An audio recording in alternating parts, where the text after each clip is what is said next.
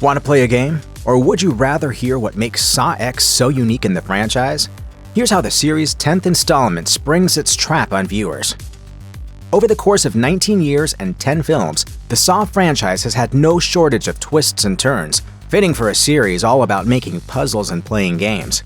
There are, of course, the obvious narrative twists, like the iconic reveal at the end of the first movie, but there have been a number of stylistic, structural, and tonal changes over the years as well. The first 3 films followed various players of Jigsaw's games as they matched wits with the man himself. The 4th through the 6th had characters get sucked deep into Jigsaw's legacy as his apprentices carry on his work. The 7th was shot in 3D, the 8th boasted a bigger budget, and the 9th, well, had Chris Rock. One element that's remained throughout every film since the first, however, is that of a police procedural, an aspect owed to original creators James Wan and Lee Wanell being influenced by David Fincher's Seven. Saw X switches things up by taking the continuity back to somewhere near the beginning, as the film is set between the events of Saw and Saw 2. It's the first film in the series not to have the cops involved, and it's also the first to feature John Kramer as the protagonist of the story. With Jigsaw as the hero, Saw X is not so much a serial killer movie as it is a vigilante film, one where justice must be served at any cost. It's clear that Saw X is going to be a different kind of Saw movie from the very first shot. Whereas most other films in the series open with frantic victims waking up in one of Jigsaw's traps, the first thing Saw X shows is a frail and motionless John Kramer inside an MRI machine. It's as if he's in a trap of sorts as well. He's stuck inside his dying body as he succumbs to brain cancer. The first look at a trap we do get comes when Jigsaw notices a custodian at his hospital rifling around an unconscious patient's belongings. The man wakes up in a particularly insidious device that'll vacuum his eyeballs out of his head if he refuses to break all of the fingers on his right hand. I've had my eyes on you, and I do not like what I see. It's only after the custodian's eyes pop out of his skull that it's revealed that the whole sequence is nothing more than John's daydream, and the man doesn't steal anything after all. The sequence is an interesting look into Jigsaw's mind. Whenever he sees someone committing a sin, he's already formulating the perfect way to test their will to live. Sometime later, John runs into Henry Kessler, a man he recognizes from his cancer support group meetings. Henry is apparently in remission. He shows off the scar on his abdomen and says that it's all thanks to an experimental surgery from a Norwegian physician named Dr. Finn Peterson. John learns that Dr. Peterson has gone into hiding due to threats from Big Pharma, but his daughter Cecilia is continuing his work on the road. Given only a few months left to live, John decides to take a risk and travel to their current secret facility in Mexico City. John does just that and meets the rest of Cecilia's team: cab driver Diego, Dr. Mateo, Nurse Valentina, and former patient Gabriella. Thyroid cancer patient Parker Sears wishes John well on his treatment, and local boy Carlos befriends John after the man fixes his bike. Kramer soon goes under the knife, and Cecilia assures John it went spectacularly once he wakes up.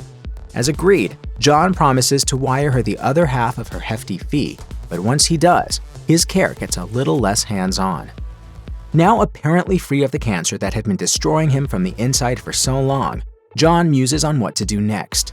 After he doodles a design in his notebook for another trap, he throws the sketch away, apparently considering hanging up the torture devices. In a good mood, he puts together a gift for Gabriella, whom he bonded with during his brief stay at her home. Bringing the gift to her place in person, John is shocked to discover the place has been totally gutted and abandoned. His worst fears are confirmed when he discovers that the lab setup had been completely faked. Cecilia and her entire operation has been one big grift to extract money from him and other desperate sick people. With his sense of purpose renewed by the betrayal, Jigsaw tracks down Diego and fits him with a pipe bomb trap wherein he must mutilate his arms in order to survive. Diego does so, and John allows him to live, especially so he can find out where to locate the con artists who swindled him. At this point, John can't do it alone, so he calls in his trusty apprentice Amanda Young. After plenty of exposition, the stage is finally set for things to get truly gruesome. Amanda and John bring the con artists to the building they used to pull their grift, which has since been jigsawed up. Each perpetrator's true identity is revealed. Valentina is a sex worker, Mateo is the janitor in a vet's office, Gabriella is a drug addict who gets her fix from Mateo, and Cecilia is the mastermind of the con operation. Rather than put all 4 of the villains through a single game, John has decided to make each player face their trial one by one, in full view of the others as well as himself and Amanda. Valentina is the first to go, and she makes a valiant effort in cutting through her own leg with a sharp wire before running out of time and losing her head. John insists on Gabriella being next in line, but Amanda protests.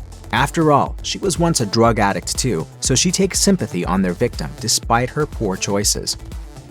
Sometimes we get sucked into things that are against our nature. Amanda's argument with John not only hints at her past as an accomplice to the death of John's unborn child, which John may or may not know about, but it also foreshadows her tenuous relationship with her mentor during the events of Saw 3. Amanda asserts that Mateo is next, and John doesn't argue. Mateo's trial doesn't go too well, as he's too slow to perform brain surgery on himself. After that, John and Amanda are surprised to see Parker banging angrily on the building's entrance outside. After luring him inside and chaining him up, Jigsaw interrogates Parker, and he learns that the man is just as swindled, aggrieved, and in need of justice as he is. John agrees to let Parker loose to watch the game, on the condition that the gun Parker brought with him be locked away. Rather than be pleased by Jigsaw's karmic justice, though, he's horrified at what he sees. Parker's revulsion at Jigsaw's games is a lot like the way many newcomers to the Saw franchise might react when they see one of the movies for the first time.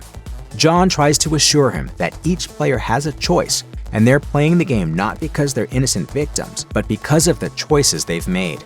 As evidence, Gabriella survives her game as she demonstrates a willingness to sacrifice her limbs so she isn't roasted alive.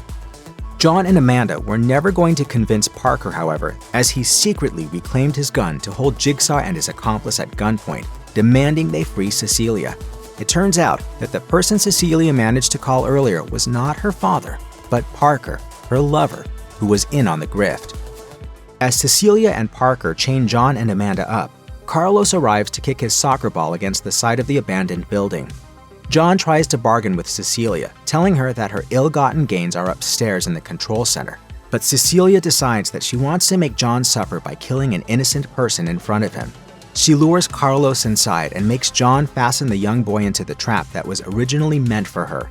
This one is a seesaw-like device where 2 people are waterboarded with blood. A lever in the center of the platform will move it toward one side or the other, saving one person while condemning the other. John tries to tell Carlos not to pull the lever, preferring to sacrifice himself instead of the boy. And it's here that Jigsaw truly gets a taste of his own medicine, becoming stuck in a trap of his own design. Oh, yes. There will be blood. That is, until Cecilia and Parker go to grab the bag of money from the control center. Not only is the bag empty, but the doors to the room are sealed as the blood boarding stops. John and Amanda free themselves and Carlos as they watch Cecilia and Parker's room become filled with toxic gas. It turns out that John learned that Parker was involved with Cecilia thanks to the research of his detective friend Mark Hoffman. Anticipating his actions, Jigsaw removed the gunpowder from the bullets in Parker's gun and set up the seesaw as the original trap for both of them, with a contingency plan in case things ended up going south.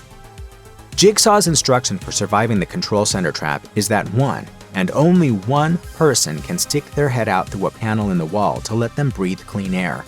Cecilia kills Parker so she can survive, and she doesn't seem terribly upset about the loss of her lover. After all, she kills Gabriella and only sees her collaborators as loose ends. Cecilia manages to survive her game, and although she's trapped, she's still breathing. Prior Saw films have left other characters to similar fates, only for them to turn up again. Could this happen to Cecilia? In an exclusive interview conducted for Slash Film by Jacob Hall with franchise producers Mark Berg and Oren Kulis, Berg said about Cecilia's fate, "Do you think that John Kramer / Jigsaw would want somebody out there knowing who he was? There's only one person that's not in his world, and that's a brilliant actress by the name of Synnøve Lund who played Cecilia in this movie. We kind of kept her alive in this movie." The final moments in the warehouse show John and Amanda giving Carlos Cecilia's dirty money before walking out into the morning sun. It's a touching moment, but it's not entirely the end. There's also the mid-credits scene, which reintroduces another apprentice of Jigsaw's, Mark Hoffman. It also brings back the most iconic location of the Saw series, the grungy bathroom from the very first film. John and Hoffman have captured Henry Kessler, the man who faked having cancer to lure Kramer into the scam in the first place, and they plan to turn his fake scar into a real one. More important, though, is the final scene with John, Amanda, and Carlos. Not only has John forged a mentor-mentee relationship with the former drug addict, but he's also just been through a near-death experience with a young boy who did absolutely nothing to deserve it. If the Saw series continues, it's quite possible that Carlos could play an important role. There are a lot of franchise horror villains who have tragedy in their backstory, but John Kramer may be the saddest of all. Not only did he suffer through a horrible disease and have his vulnerability exploited, but he also had his unborn child taken from him. It seems that John's insistence on carrying on his legacy has less to do with any cult-like megalomania and more to do with his deep-seated desire to be a father and have a family.